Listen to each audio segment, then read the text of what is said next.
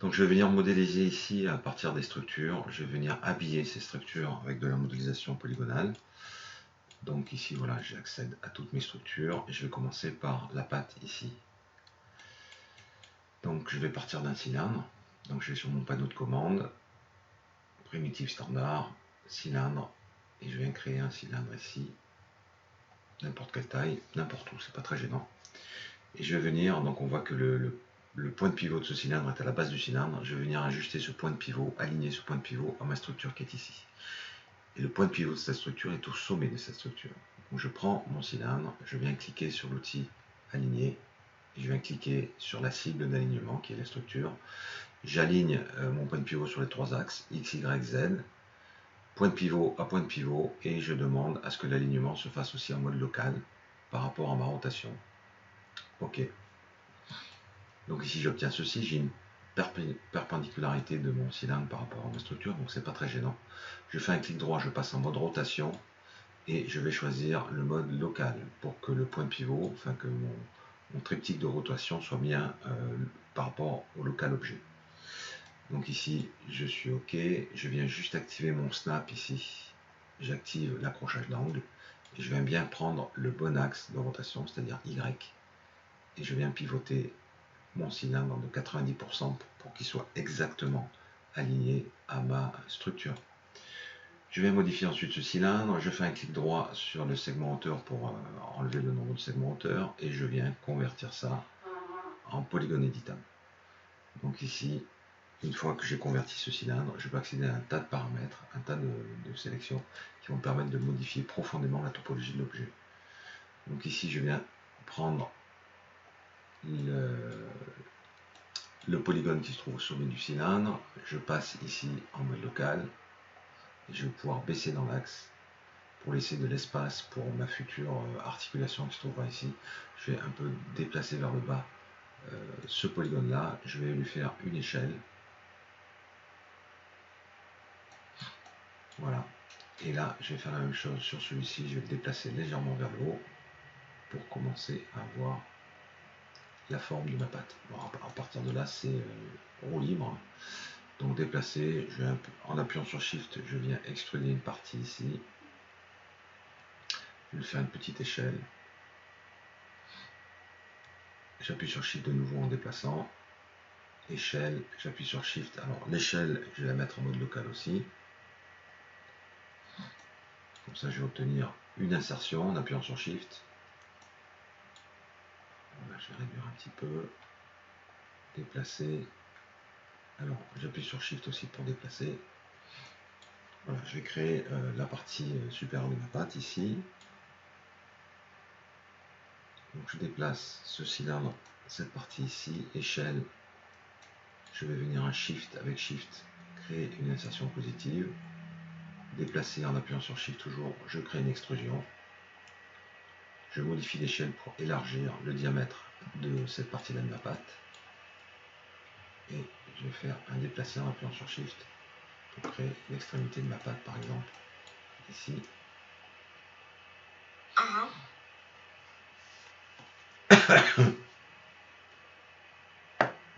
Et je fais une échelle. Ok, donc voilà ici l'extrémité de ma patte, voilà à peu près la topologie de ma patte que je vais encore modifier bien évidemment. Donc sur cette partie-là, je vais venir peut-être récupérer des éléments ici. Donc je vais venir sélectionner cette partie ici de ma patte, plus celle-ci. Et j'appuie sur Shift et j'en fais une copie. Alors, quand j'appuie sur Shift, c'est juste une extrusion que je fais. Si je veux en faire une copie, il faut que j'appuie sur CTRL Shift, pardon. Et je fais une copie de la zone sélectionnée. Alors là, il me demande de cloner vers élément ou vers objet. Je veux que ce soit un élément de ma patte, qui fasse partie de ma patte, donc bien un élément. Ici, j'ai une partie vide, donc je viens sélectionner la bordure de ce trou et je viens la combler avec un couvercle. Je peux sélectionner ensuite mon élément dans sa totalité et j'appuie sur Shift, Shift et CTRL et j'en fais une autre copie. Et je vais faire ça 3 fois. Voilà. Ok. Alors, je vais écraser un peu avec une échelle la taille de celui-ci. Je vais faire la même chose sur celui-ci en contraignant son axe légèrement moins, et comme ça j'aurai une espèce de progressivité dans la taille de mes éléments.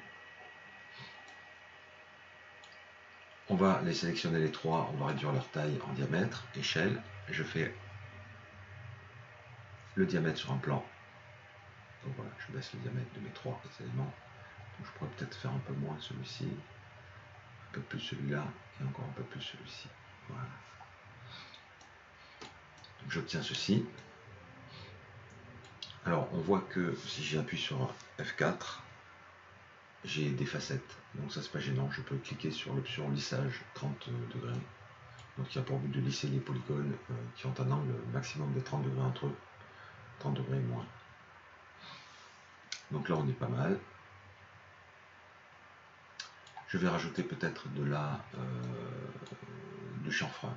Donc je vais venir sélectionner ici. Pardon. Je vais venir sélectionner ici. Alors là je peux pas le faire. Je vais prendre ici cette partie-là, CTRL cette partie-là, et en appuyant sur CTRL, je viens appuyer sur arrête, ce qui a pour effet de sélectionner l'arête qui touchait le polygone sélectionné. Et je viens créer un chanfrein. Alors pardon, ça sera un chanfrein uniforme. Et ici, je viens arrondir ce chanfrein en rajoutant un peu de segmentation. Ok, je valide. Pour l'autre partie, comme il ne s'agit pas d'extrémité, donc je peux sélectionner les arêtes ici avec CTRL. Alors peut-être pas celle-là.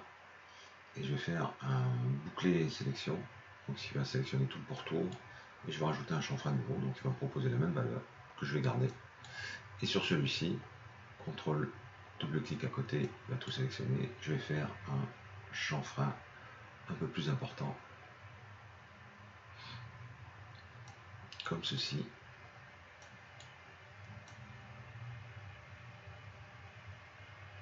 Voilà. Alors j'ai la possibilité de sélectionner aussi. Bon, je vais voir comment est située ma patte. Allez, je vais prendre le dessus de ma patte ici. Donc je vais prendre ces six polygones ici. Je vais faire une insertion en normal local, donc par polygone, pardon, autant pour moi, en groupe. Et je vais faire ici une insertion que je valide. Clic droit, pardon, déplacer. Et je viens extruder positivement cette partie ici. Et je vais éventuellement en mode local aussi faire pivoter. Alors, je vais enlever mon snap d'accrochage d'angle. Voilà, je fais pivoter. Et je vais faire peut-être une petite échelle sur le côté pour obtenir ceci. Voilà. Je viens quand même rajouter mon lissage auto.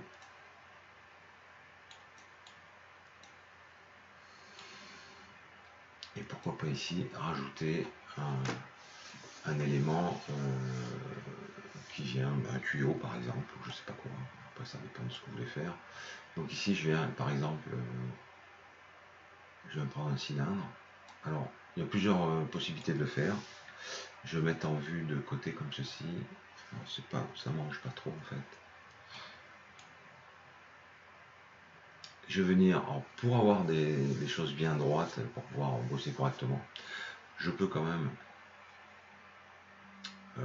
reprendre cet objet, le déplacer, réinitialiser en mode rotation, réinitialiser et toujours en mode vue, réinitialiser en faisant un clic droit sur une double flèche, sa rotation. Comme ça, voilà, je travaille dans un système de coordonnées bien droite ici, et je vais pouvoir faire ce que je veux sans être embêté.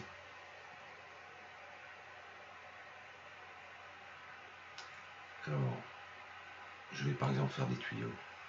Alors, je vais mettre en vue de face ici.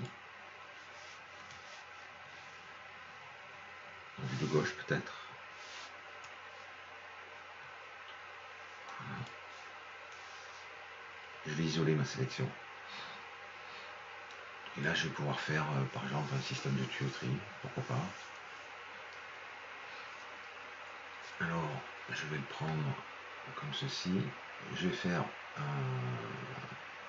une spline standard, c'est-à-dire une courbe. Je vais prendre l'outil ligne, je vais partir d'ici. Alors, je vais peut-être juste avant rectifier cette partie-là. Voilà, cette surface qui est ici en fait. Et la mettre bien droite par rapport à l'axe Z. Donc ici en cliquant sur Z. Voilà. Donc j'ai bien rectifié cette partie-là. J'observe ceci.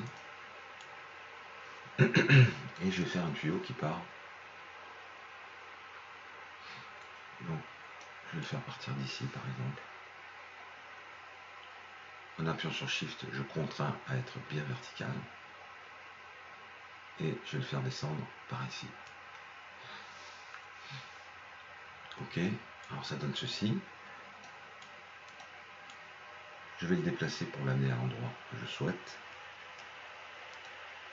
Et je vais pouvoir faire sur cette ligne, modifier. Alors déjà, je vais activer ces deux cases, activer le rendu de l'épaisseur de ma ligne. Je peux modifier l'épaisseur de cette ligne. Ce qui va faire un premier tuyau que je vais positionner ici. Je vais ensuite sélectionner en tant que sous-objet le sommet qui est ici. Et j'utilise l'outil raccord. Donc cet outil raccord, regardez, il va changer de forme quand j'approche du sommet en fait. Et je vais pouvoir ici générer un raccord. Alors avant de faire ça, je vais quand même dupliquer cette spline en appuyant sur Shift. Je vais faire en sorte qu'il y ait deux tuyaux. Ok, je vais modifier avec les sommets la longueur de cette spline. Je vais amener sur l'autre partie ici. Ok, je vais modifier un peu la taille, l'épaisseur de mon... Voilà, comme ceci. Je vais en faire un qui est peut-être un peu différent, c'est pas plus mal. Donc je passe ici en mode sommet. Je sélectionne le sommet ici avec l'outil raccord. Je vais modifier l'arrondi de ce raccord. Je vais faire exactement la même chose en quittant l'édition du premier tuyau pour faire la même chose vers le second. Outil raccord. Voilà. Je vais venir tourner, faire pivoter pour qu'il soit un peu plus vers le centre de mon objet. Voilà, c'est le tuyau, voilà, c'est un peu mieux comme ceci. Je vais le décaler un peu à la droite. Je vais faire la même chose pour lui. Rotation.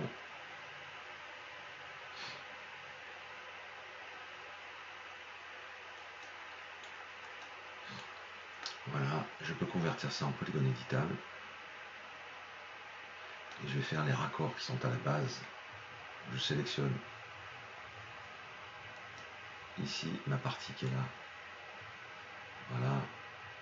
Échelle, j'appuie sur Shift, je fais une insertion positive, déplacer, extrusion. Donc là on est pas mal. Je vais attacher, faire la même chose sur le tuyau.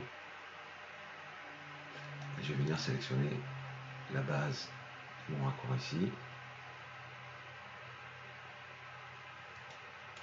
Clic droit échelle avec un Shift pour faire une insertion positive. Déplacer Shift pour faire une extrusion. Je vais faire la même chose ici. Échelle, insertion positive. Clic droit déplacer, Shift, extrusion. Là on est pas mal.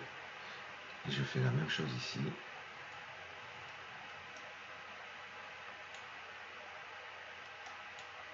Clic droit échelle, Shift, insertion positive, clic droit échelle, Shift, extrusion. Donc voilà pour les tuyaux. Je prends cette forme, je viens venir l'attacher à mes tuyaux. Ok, donc ça fait partie du même objet. Je vais rajouter encore peut-être quelques éléments ici. Donc je prends boucle rapide, je viens créer mes deux segments ici. Je viens passer en mode polygone, contrôle double-clic à côté, je sélectionne toute cette partie-là. Alors je vais passer en mode vue. Et je vais faire une échelle, pareil en mode vue. sur un plan en appuyant sur Shift. En appuyant sur Shift. Et en appuyant sur Shift.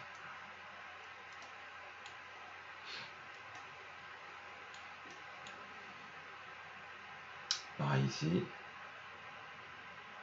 Plus rapide.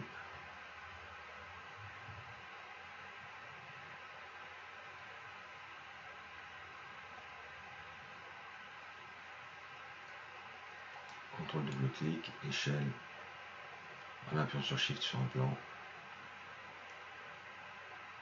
échelle, en appuyant sur Shift sur un plan.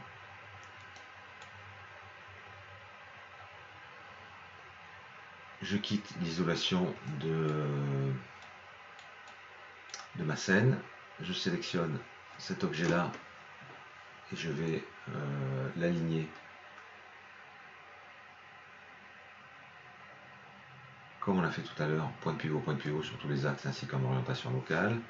Clic droit en rotation, je passe en mode local. Alors pour obtenir ce menu, je fais Alt, clic droit. J'obtiens un autre menu. Si je fais clic droit, j'ai un menu différent. Donc Alt, clic droit, mode local, je fais une rotation locale de 90 degrés. Alors je réactive mon snap d'angle. Voilà, 90 degrés. Je vais le faire tourner aussi en local de 180 degrés pour que cette partie-là regarde vers l'extérieur. Et j'ai ma première patte qui est réalisée. Alors à partir de là, vu c'est le même principe à peu près sur toutes les pattes, il est peut-être intéressant que je fasse le développé UV maintenant que sur un objet plutôt que de le faire sur les 6 objets qui vont correspondre aux 6 pattes. Vous allez voir pourquoi, parce qu'une fois que j'ai ce développé UV réalisé, j'aurai plus qu'à dupliquer ma patte et repositionner mon UV après pour l'étaler sur toute la surface de l'UV. Vous allez comprendre sur la partie suivante.